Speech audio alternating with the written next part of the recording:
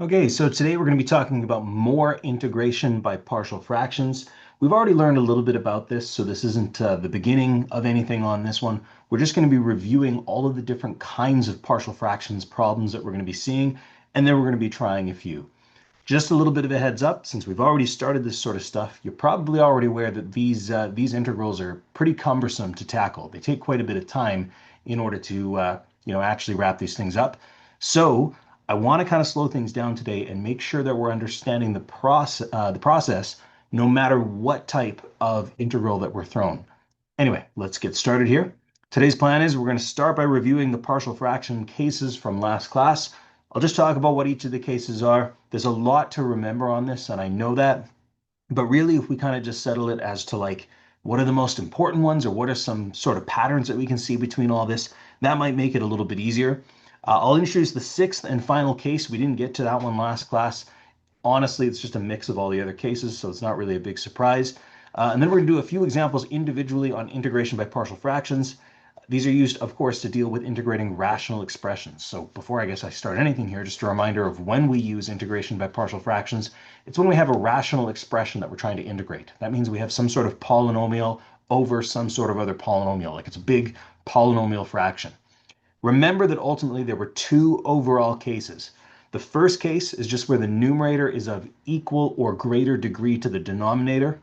And the second case is where the numerator is of lesser degree to the denominator. Case two had six subcases, or I could call them types, right? We haven't actually practiced each one yet. We're going to see a good selection of them today. I'm going to be honest, as of 2025 here in your printed notebooklet, there's like 5 questions in this. We're actually only going to do 3 of them because 2 of those questions I think are just not very good, nor are they worth our time. Anyway, without further ado, let's get started here. So let's just look at case one once again. Case one is where you have your rational expression where the top and the bottom are of equal or greater degree, or I guess more correctly, the top, the a of x on the top, is of equal or greater degree than b of x. If we have a situation like this, we have to divide the polynomials. So we have to use polynomial long division and figure out what our quotient is. That's going to be our answer to the division. That's what goes above on the very top of the polynomial division, plus our remainder, which of course is at the whole bottom of the polynomial long division, and we have to put that over our original denominator b of x. Basically, you're just turning one rational expression into 2 different functions to integrate. And you might be thinking, why on earth would you do that? Well, q of x, that quotient, generally it's just sort of just like a basic polynomial. So the q of x piece, I guess I'll circle it right here. The q of x piece will actually be pretty easy to integrate. You can just use the normal integration rules where you bump the exponent up by 1 and divide by what that new exponent is. But this guy, on the other hand, will be a little bit trickier. Oftentimes a strategy, like typically, is you just end up having to use integration by substitution. That's where you substitute this out as u, and then you figure out an expression for du over dx. And basically you can solve it for there. Sometimes the remainder is even just a constant. So sometimes it's like 1 or 2, or even better, just 0. If it's 0, then you're laughing because this whole thing is gone. But if it's just 1 or 2 or 3 or any other constant number, oftentimes this becomes a lot easier because you can just think of that as a coefficient. And this bottom piece is either some version of ln, or maybe you'd have to use integration by substitution again. Anyway, there's so many different possibilities here. I could ramble about this all day. Basically, what you got to understand is if these two things are of equal, or sorry, if the top is of equal or greater degree to the bottom, you got to divide it first just so you can see what's going on. It's this leftover piece of the remainder over your original denominator. You'll have to kind of reevaluate it. Do you use integration by substitution? Do you use some other strategy? We'll see. In all honesty, we don't see a lot of these ones. Case two, as we were discussing yesterday, is a lot more common. So unfortunately, with case two, there's a whole wide variety of case two situations. The very first situation is the numerator is just a constant.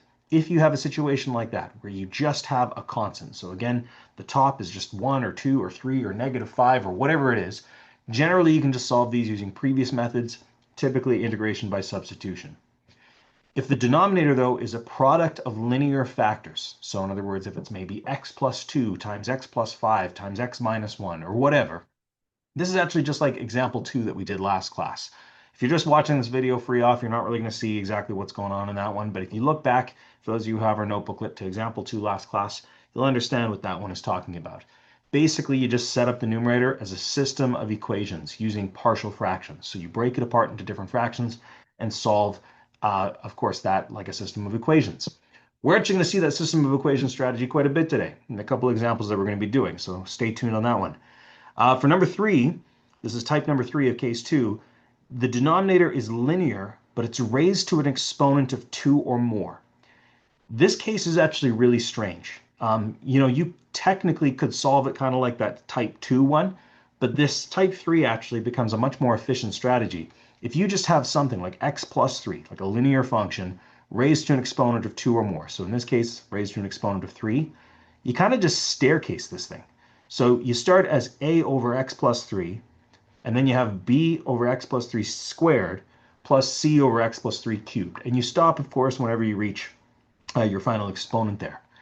This is basically the same thing as type 2, except you're actually saving yourself some trouble because this set of partial fractions is actually a lot easier than it would have been if you tried to solve it the other way. Not a huge amount easier, but this method actually does save you a little bit of headache, and it can absolve yourself of some possible walls that you might run into. In all honesty, if you just have that same linear function like binomial raised to a certain power, this is the way to go. Just kind of a hint, hint, wink, wink, nudge, nudge. We're going to look at a case like this today, right? So this case 2, type 3, we're going to see one of these today, but again, you'll have to wait and see as to what exactly that looks like.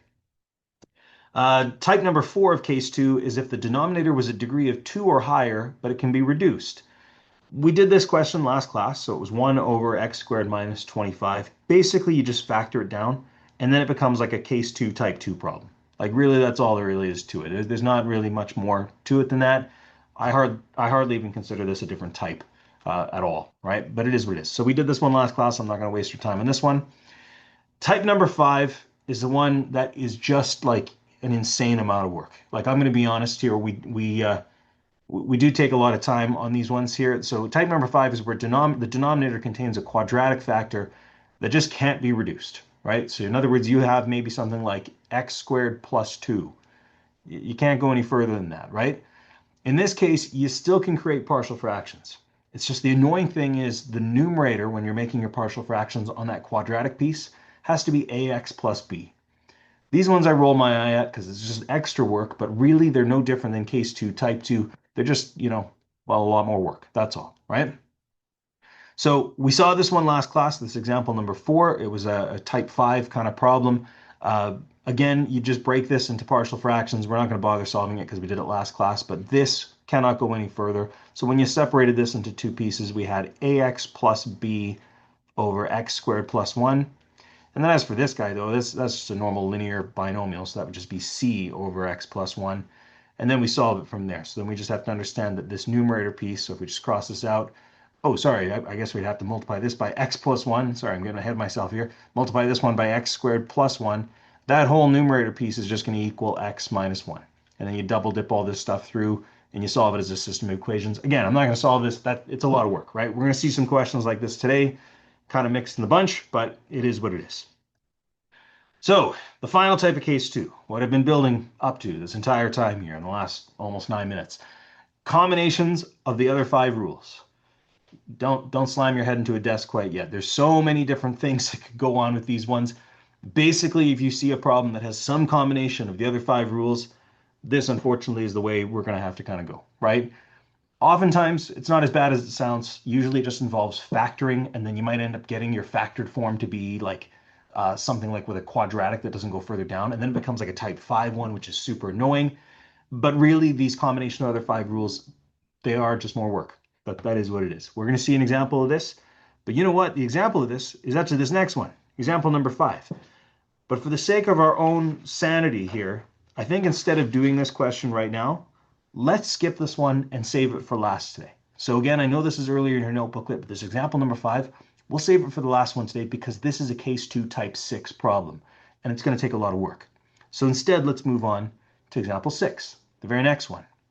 Have a look at this question right now. Analyze the top and the bottom. First of all, the numerator there is a lower degree than the bottom. So we know that this is going to be a case 2 problem. So we're going to start with that first. We know it's case 2.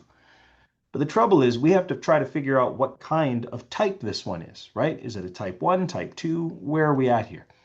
Well, if we see the denominator there is x squared plus 5x plus 6, this might already be ringing a bell to you. If we go back to the different types here, all of these different types here, we can see that it's definitely not, like the numerator is definitely not a constant. The denominator doesn't seem to be a product of linear factors. The denominator is definitely not a linear thing raised to an exponent of 2 or more. This, to me, is looking like a type 4 question, right? It's a denominator of degree 2 or higher that can be reduced. If we reduce it, it should turn it into a case 2 type 2 problem where it's just a product of linear factors. Let's give it a shot. So again, back over to that example number 6 question. We know it's case 2. I'd argue it's case 2 type 4. This thing down here, it can be reduced. Let's give that a shot first of all. I'm going to, kind of cheat on this one. If anyone else is watching, they're going to roll their eyes on this one. I know it's an integral dx, all that. I'm more worried about this. Let's clean this up right now. The top, 6x plus 13. The bottom, that's a sum product rule quadratic. What two numbers are the sum of 5 product to 6? Well, that would be 3 and 2. So x plus 3 and x plus 2. Now this looks like a case 2 type 2 problem. The denominator is just a product of linear factors. When we have a case 2 type 2 problem, we need to split this into partial fractions. So again, I'm not going to write the integral sign right yet because I don't want to write an integral sign literally every single step. I want to just break this apart into partial fractions. Let's give it a try. We know that when it's written as partial fractions, this is going to look something like a over x plus 3. So I didn't need an x on here or anything because it's still a linear factor, just a over x plus 3, plus b over x plus 2. So if I were to break this thing into two different fractions, that's what it's going to look like. But what on earth are a and b? How can we figure out what those are? Well, let's imagine if I multiply this guy by x plus 2, and I multiply this guy by x plus 3, we've now recreated this denominator here, which means my numerator, this guy up here, must look like 6x plus 13. Let's see this in a little bit greater detail. If I double dip the a through, I'm just going to do my work over here where I got some room. I'm going to have ax plus 2a plus, if I double dip b through, I'm going to have bx plus 3b. And I know that is going to equal that original numerator of 6x plus 13. Let's now focus on like terms. We got ax, bx, and 6x. This tells me that ax plus bx must equal 6x. But if I really break that down, really it's just a plus b must equal 6. So I could rearrange that. A plus b equals 6. Why don't I just say a is going to equal 6 minus b, right? Here's the other thing we can see. 2a plus 3b is going to equal that 13 right there. So 2a plus 3b equals 13. But we know that a is 6 minus b. So why don't I substitute that in? If a is 6 minus b, really I got 2 times 6 minus b plus 3b equals 13. Double dip that 2 through, and we're going to have 12 minus 2b plus 3b equals 13. Then I can combine like terms to make my life a little easier here. Minus 2b plus 3b, well, that would be plus 1b, right? So 12 plus 1b equals 13. And that tells me that b equals 1, right? Anyway, long story short, since b equals 1, I can now come back up to where a is here. A is 6 minus b, so a is 6 minus 1. Well, that just tells me that a is 5. I'm going to box these right now just so I don't lose them. Not that I would for, whatever reason. But we're now ready to kind of tackle this question and finish it off. I'm just going to change my pen to a different color here. I'll use blue. If we come back to the original problem at hand, we now were able to figure out an a and b that lets us separate this original rational expression into two partial fractions. So a was 5, b is 1.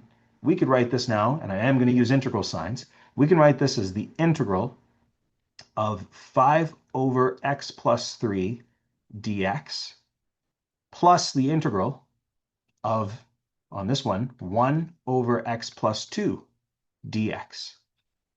And because those denominators are just linear functions, they're not taken to a power or anything like that, they're just one little chunk, I can actually now wrap this up. because I can see that the 5 and the 1 on the top of each of these fractions are really just coefficients. So really we're just dealing with like 5 times 1 over x plus 3. And the integral of 1 over something, not taken to a power, is just going to be the natural logarithm, ln, right? So this is going to be, again, coefficient stays alone, 5 ln, and then x plus 3. And it's just worthy to note, let me fix that one there too. I was just about to say, it's just worthy to note when you take the integral and have it as ln, you really should put absolute value bars around this. The main reason for that is when we're doing like integration on this, x could be any real number. We have to make that assumption. But with a logarithm or a natural logarithm like ln, you're not allowed to put a negative number in there, right? So if we put absolute value bars around this, we're just making sure that what goes in there ends up being positive. Even if x was a negative number, it makes it positive. It is what it is. I'm not really a stickler on it, but it is an important rule that you should remember to do it nevertheless. Anyway, plus 1 over x plus 2, the coefficient's just 1 there, so no loss on that one. Ln, absolute value, x plus 2. And this was entirely an indefinite integral, so we have to always finish it up with the one thing that drives us up the wall, plus c, right? Whew, those are a lot of work, right? That is a case 2 type 4 problem broken down into a case 2 type 2 problem. Integration by partial fractions is a pain. You have to always do this linear system of equations kind of stuff over here. It's annoying, but really once you get the process, these questions kind of come together in very similar ways. And the answers virtually always have ln involved in them. So at least that's kind of a saving grace, and we know we're doing something right there. Anyway, that was a lot. We're going to move on to the next question. We're not going to go back to example 5 quite yet. Just going to give you a heads up. In your notebooklet, there's this example 7. We're actually going to skip this one altogether. I'm not even going to come back to this one. This is one of those cases where the top and the bottom have the exact same degrees. So technically, this is a case 1 problem. You have to divide it.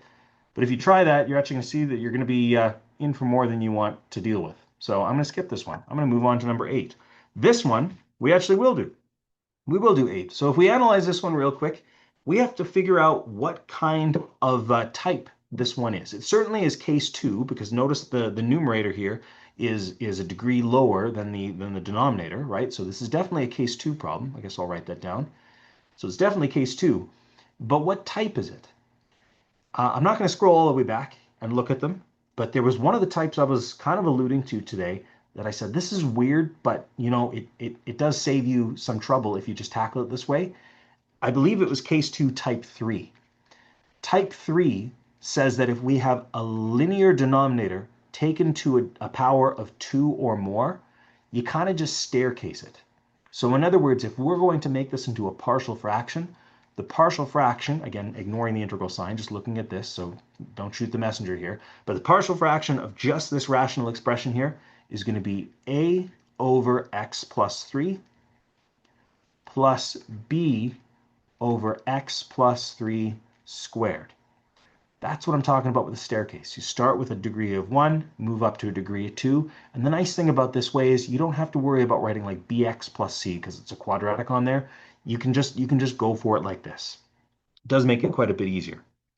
Anyway, now that we have it written like this, let's imagine how we can make both of these have the same denominator so that we could add them together to recreate the thing in the first place. In other words, this guy is just missing an x plus 3 because x plus 3 times x plus 3 would make x plus 3 squared. So I'll give it an x plus 3 on the top and the bottom. And now we can see that this numerator, this a times x plus 3 plus b, must end up looking like x plus 5, our original numerator over here. Let's break this down. I'm going to double dip a through this. I'll just do it over here like I did before. This is going to be ax plus 3a plus b equals x plus 5. Now, if we just focus on like terms, this one's actually going to be really, really, really nice. Notice we have ax and then just 1x. So that literally just means ax equals 1x. Well, guess what a is, right? A in that case must be 1. Told you, that one was actually really nice. The other one, if we look at the next like terms, we have 3a plus 1b equals 5. But here's what's funny about this one. We know what a is already. A is just 1. So this is just 3 plus b equals 5, which just means b equals, if you minus 3 over, b equals 2. So let's box those real quick. Now we know what our partial fractions are going to look like. I'm going to change color one more time. How about we go to, let's do green. Here we go. All right, so partial fraction time. I will write my integrals on this thing. So this is going to be the integral of, well, we know a is 1, so 1 over x plus 3 dx, plus b we know is 2, so the integral of 2 over x plus 3 squared dx. Now that first integral there, that's just another ln, right? When we take the integral of just a linear thing, that's going to be ln. So that thing's not going to really cause us any trouble. It's this other thing, though, because it's x plus 3 squared. This is where it's annoying, right? That's not going to be very nice. The good news is we've seen stuff like this much earlier in this unit. When we have something that's taken to a power, that's feeling a lot like a chain rule problem. And a chain rule problem means we're going to use integration by substitution. So before I go any further on this one, let's do integration by substitution on this. Let's substitute out the problem the thing that's causing the problem here. So u is going to equal x plus 3, which means du over dx, the derivative of u with respect to x, would just be, well, that'd be 1. Rearrange this to get dx by itself, just multiply it over, and we actually find that dx equals du. So if we were to clean this up, I can just tackle this first integral. I'm just going to take care of it right now, because why not? Excuse me. Oh my goodness, just sneezed. Whew. Anyway, if we're going to tackle that integral, it's going to be ln of the absolute value of x plus 3. And then as for the second one here, this is going to still be the integral of 2 over u squared du. Now this doesn't look much better to us, but bear with me here. We're actually in a pretty good situation. I don't like the fact that we have like 2 over u squared. So what if I try changing that exponent to a negative exponent? Because this is a denominator. This is going to be ln of x plus 3, in absolute value bars, of course, plus the integral of 2 u to the negative 2 du. Now we can just use that rule we do where we say, let's just bump up the exponent by 1 and then divide away by that new exponent. So let's try that. This is ln x plus 3 plus, this would be 2 u to the negative 1 divided by negative 1. And I guess since we've now fully integrated this, I'm going to say plus c. But I really don't like this divide by negative 1, and I don't like this u to the negative 1. Well, a divide by negative 1 just makes this thing negative, so I'm going to change this plus sign to a minus sign. Long story short, what we're going to finish up with on this one is ln absolute value of x plus 3 minus 2 over u plus c. And I almost forgot just now, we got to change u back. U is x plus 3, so I guess we're not quite done yet. Answer this one, finally, is ln absolute value x plus 3 minus 2 over x plus 3 plus c. That is now what I'm going to box. That's going to be my final answer on that one. So wow, quite a long one, case 2 type 3, but at least we were able to see kind of that staircase pattern. When you have just a linear thing taken to a power of 2 or more, you can just set it up as a over the first thing, like x plus 3, plus b over x plus 3 squared. And if this was cubed in the first place, you'd go plus c over x plus 3 cubed, right? And so on. Bit of a pain, but is what it is. So there's another question after this in your notebooklet. Example 9, it's a definite integral, but we're also going to skip this one because I just don't think that this is worth the time and effort for us to do this. So now, if you've been looking forward in your notes thing here, because it looks like practice is the next thing on here, now is the time for us to tackle that notorious example 5 from earlier. So if we scroll all the way back, go to example number 5, we got to take this thing down. So this one, if you'll remember, this is a case 2, but it's technically a type 6 kind of problem. We got a bunch of different rules that we're going to have to be utilizing in order to tackle this. The very first thing I see is that denominator of x to the power 4 plus 3x squared plus 2. This thing looks pretty ridiculous. Like this kind of has the same kind of form as a quadratic that you'd use sum product rule on. And I'll actually tell you, it really, really does.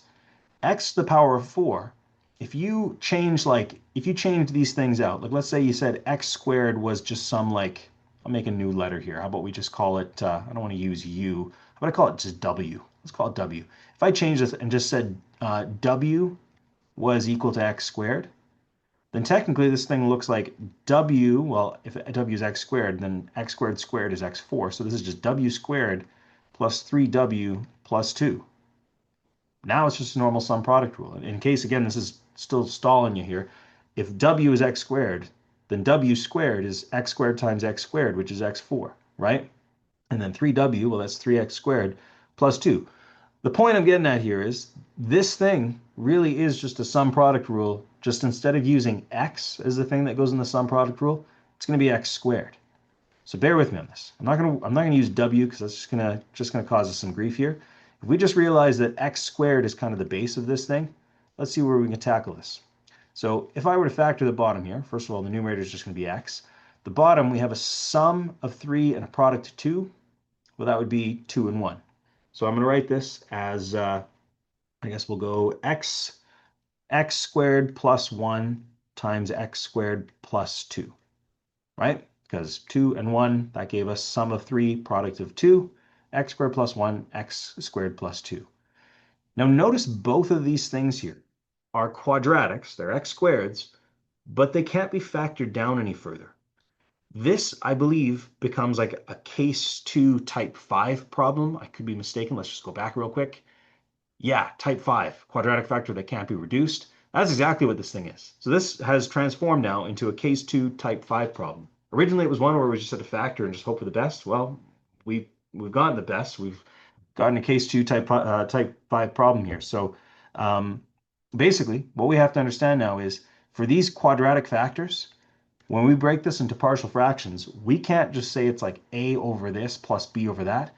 We have to say it's ax plus b, and this one I guess would be cx plus d. So let's actually show that, right? If I were to split this into partial fractions, because this is a quadratic, I can't just write it as a over that. I have to write it as ax plus b over x squared plus 1, plus this guy also is a quadratic, so I have to write that as cx plus d over x squared plus 2. Now, again, the strategy for using partial fractions is now to work backwards and say, okay, if we wanted it to look like this thing again, we would have to multiply each of these partial fractions by the other guy's denominator. So in other words, this guy is going to need an x squared plus 2 on the top and the bottom, and this guy is going to need an x squared plus 1 on the top and the bottom. Then we have a lot of multiplying through to do here. We'd have to FOIL both of these things all the way through. It's going to be a bit of a pain, but it is ultimately going to equal this other numerator. So let's actually go for this. So just I've kind of written this a little bit backwards to how I usually would, but I'll follow through with it. We'll just say x equals, if I multiply all this stuff through, bear with me on this one, ax times x squared is ax, oops, what did I write to? Ax cubed plus, it's going to be ax times 2. I'm not going to keep going back and forth here. I'll just write it all out for you. 2ax, and then we multiply that b through, so it would be bx squared plus 2b. And then the plus that's kind of separating this, we're going to multiply cx through this now, so that's going to become cx cubed plus cx times 1, of course, is just cx, so that wasn't too bad. And now we got to multiply the d through, so dx squared plus d.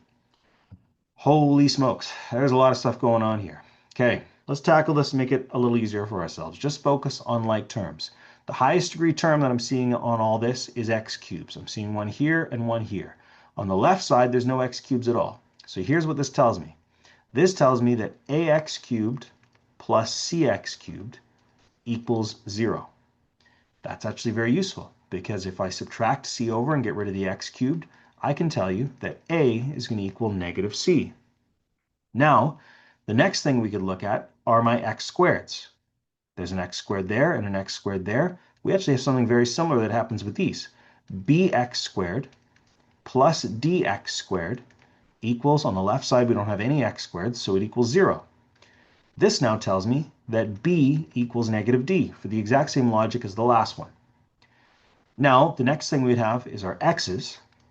So we got 2ax and cx, and on the other side we just have 1x. So we actually have something to work with here. So I'll say 2ax plus cx equals 1x. Let's hold on to that for just a second. On the last one, just for our numbers, we have 2b plus d equals, there's no number over here, it also equals 0. This one, though, is kind of useful, because notice right off the bat, well, actually both of these are useful, but this bottom one really grabs my attention, because notice right off the bat, we can say that 2b plus d equals 0. Well, I know that b is negative d, so if I substitute negative d in for b here, I've got negative 2d plus d equals 0. which those add together to make negative 1d equals 0. Not that it matters at all, because if I divide by negative 1, this tells me d equals 0. But wait a minute, if d equals 0, b is equal to negative d. So that tells me that b also equals 0. So we've just got half of these all down. That actually is going to be really useful, because if I come back to these partial fractions up here, that means b and d straight up don't even exist. So it's like I can come back here and I can just knock these things out. It's very satisfying just to cross them out as I go. Maybe you shouldn't do that, because then it looks like, you did it in the first place. But I'm going to do that right now, because you know what? Forget the b and d. I don't even want those in here anymore. Anyway, now let's come back to the a and c thing. So we've tackled like this one and we've tackled this one. So those things are out of the way. This 2ax plus cx equals 1x is kind of grabbing my attention. What if we substitute a as negative c into this? So if I substitute a as negative c into this, I have negative 2cx plus cx equals 1x. Those can combine. Negative 2 plus 1 is negative 1. So negative cx equals 1x. And if we just focus on the negative c equals 1, multiply away the negative 1 there, or divide it away, whatever you want to do, c is going to equal negative 1. And then that, of course, is useful, because way up here, a is negative c. Well, if c is negative 1, this means a is negative negative 1, which is positive 1. Whew! So holy smokes, there's a lot to this one. But the good news is we're like more than halfway there. Bad news is we're only, just more than halfway there. There's still a lot of ways to go. I'm going to change pen color here. I'm going to go back to classic red here. If we were now to write these partial fractions out, how they're supposed to look. I'm just going to divide this out just so we have some separate working room here. It's kind of unfortunate that I'm locked into one slide on this one, but it is what it is. If we were to actually write this out, because a is 1 and b is nothing, this first partial fraction here becomes, and I will write my integral sign, the integral of 1x over x squared plus 1 dx plus the integral, we know c is negative 1, so it's negative 1x over x squared plus 2 dx. Now, here's the bad news. This denominator here is not just a linear thing. So in other words, we can't just go about, just saying, oh, this is a ln straight away. We have a little bit of work to do, especially because there's x's on the top here. This will end up working better than you think, but we have to take a precaution here. And because the denominator is not just a linear thing, it's not just x plus 1, and this one's not just x plus 2, it's x squared plus 1 and x squared plus 2, not to mention we have an x on the top, we got to be really careful here, and we have to use integration by substitution. Now there's two separate integration by substitutions to use here. So I'm gonna be a little bit different on this one. For this first one, I'm gonna say my u is x squared plus 1, which means du over dx. The derivative of that is just the derivative of x squared plus 1, which is 2x, which means if I were to rearrange that, that's supposed to be an arrow right there. There we go. If I rearrange that by multiplying by dx and divide by 2x, dx equals du over 2x. That's something I can substitute out. On this other guy, we're going to use substitution as well, but I don't want us to get too confused. If I use u again, you're going to think that both of these are just the same u, and that's not a good idea. So I'm going to switch it up, really creative here. Instead of u, I'm going to use v. So v equals x squared plus 2. The derivative of that, that'd be dv over dx, is also going to be 2x. And if we rearrange that, that just means dx equals dv over 2x. Let's tackle this now. Almost there, you guys. So the integral now looks like this. The integral of x over u times, instead of du, or dx, instead of dx, it's du over 2x. Bingo, immediately we can see that the x's are going to cancel, which is perfect. So we just have the 1 over 2 left over. On this guy, it's going to be negative 1x over, not you, careful, over v times dv over 2x. And once again, the x's cancel and we're just left with a negative 1 over 2 left over. Let's finish this thing off. Because this one has a 1/2 left over, that's just a coefficient. It can just pull out in front. This is like saying the integral of 1/2 times 1 over u du. And same with this one. The negative 1/2 can just pull out in front. It's just a coefficient. So negative 1/2 times, I guess that would be 1 over v dv. This now just becomes a standard natural logarithm integral, right? The integral of 1 over u du is just ln of u. The 1/2 is just our coefficient here. So long story short, this is just 1/2 ln absolute value u plus negative 1/2 ln absolute value v. And of course, because these were indefinite integrals, we have to say plus c. And one final step, we cannot just leave this as u and v.